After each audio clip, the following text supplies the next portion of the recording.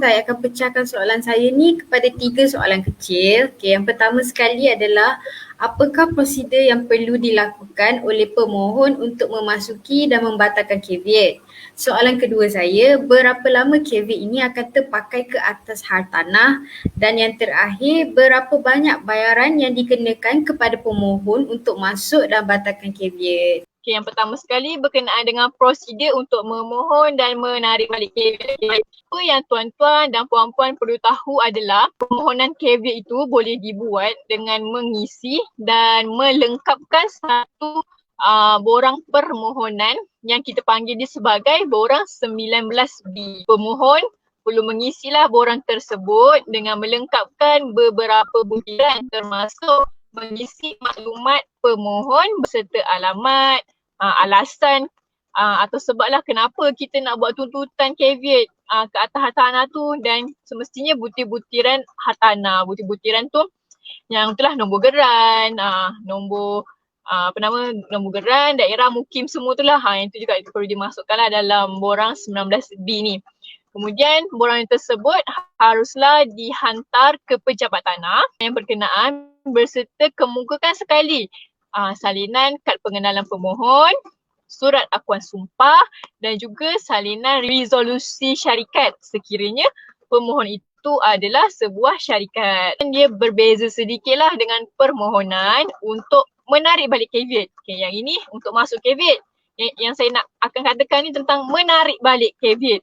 Yang mana permohonan untuk tarik balik caveat ini boleh dibuat dengan melengkapkan satu borang permohonan yang dipanggil sebagai borang 19G.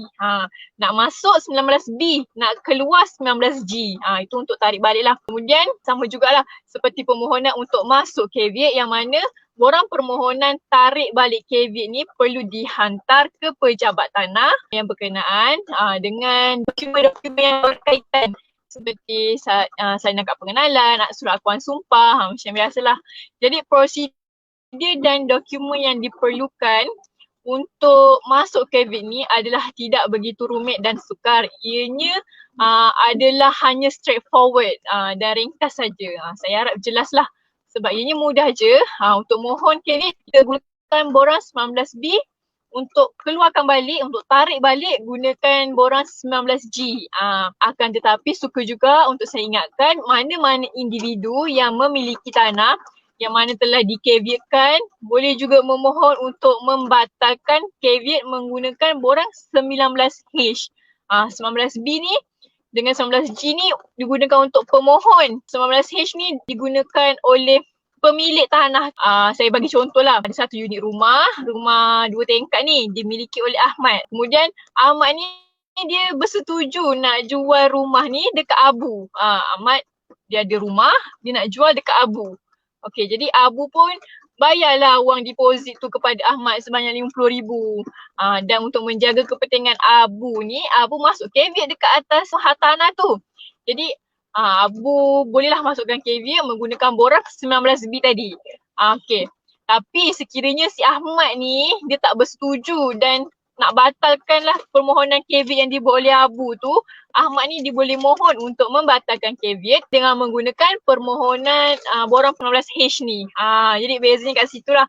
19B masuk, G ni keluar, H ni untuk nak batalkan caveat tadi tu. Jadi proses ini akan membolehkan satu-satu caveat dan penghapusannya dikaji semula jika dianggap tidak sah, dan pembatalan caveat di dalam proses ini akan berkuat kuasa dalam masa 2 bulan selepas notis dikeluarkan. Jadi fungsi borang 19H ni untuk pemilik hartanah memohon membatalkan caveat. Borang 19G untuk pemohon tarik balik caveat. Kat situlah beza dia. Saya harap jelaslah tentang perbezaan 19G, 19H ni lah. Okey. Bahagian yelah bahagian ni dia memang agak pening sikit, tapi tak apa, tak perlu risau sebab dia senang je sebenarnya nak faham. Dia senang je, dia mudah je. Dia tak rumit lah. Kemudian saya pergi kepada soalan kedua tadi, berkenaan dengan tempoh masa. Tempoh masa caveat. Tempoh masa caveat itu bertahan. Okey. Sekejap ya. Jadi untuk pengetahuan tuan-tuan dan puan-puan, caveat ni dia hanya sah dalam tempoh 6 tahun dari tarikh didaftarkan. Hanya sah dalam tempoh 6 tahun sahaja dari tarikh didaftarkan.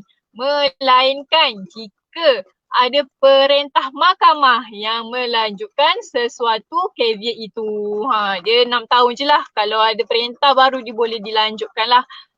Jadi sekiranya caveat itu tidak mendapat perintah mahkamah untuk dilanjutkan, jadi secara automatiknya caveat itu akan terbatal. Terbatal dengan sendirinya sekiranya pemohon tidak menarik balik caveat yang telah dimasukkan tadi tu awal-awal tu. Jadi dia boleh terbatal secara automatik lah kalau tak buat penarikan balik caveat. Jadi secara ringkasnya, terdapat 4 cara untuk membatalkan caveat. Pertama tadilah kita menggunakan boralan 19G tu untuk tarik balik caveat. Yang kedua, pemohon yang mana kepentingan yang terikat, yang mana kita guna 19H tu. Pemilik tu lah boleh apply untuk tarik balik, untuk batalkan caveat tadi. Dan yang ketiga, apabila melalui perintah mahkamah lah membatalkan caveat tu, dan akhir sekali sekiranya sudah sampai tempoh 6 tahun. Itulah 4 cara nak batalkan caveat. 4 kaedah lah. Ada 4 situasi lah. Sekarang saya pergi kepada soalan yang ketiga pula. Berkenaan dengan bayaran untuk memasukkan atau membatalkan caveat. Ni bayaran fee macam biasalah, apa-apa urusan mestilah ada pembayaran dia, ada charge dia kan. Jadi berkenaan dengan pembayaran atau fee untuk permohonan caveat ni, seperti prosedur yang lain, sudah semestinya ada bayaran masuk dan menarik balik caveat ni. Dan seperti yang saya pernah katakan sebelum ini di sesi-sesi live yang lain, pembayaran di pejabat tanah adalah berbeza-beza mengikut pejabat tanah itu sendiri. Terutama sekali jika pejabat tanah yang berlainan negeri. Jadi pembayaran ni dia, kita ikutlah pejabat tanah tu. Pejabat tanah tu lah yang akan tentukan berapa bayaran dia. Saya tak boleh nak bagi tahu lah sebabnya dia lain pejabat tanah lain. Tapi kalau dalam satu negeri tu biasanya sama saja. Dia berbeza ni biasanya kalau negeri Selangor lain, Johor lain, macam tu lah. Okey, jadi yang ni macam mana nak tahu berapa bayaran yang sebenarnya ni?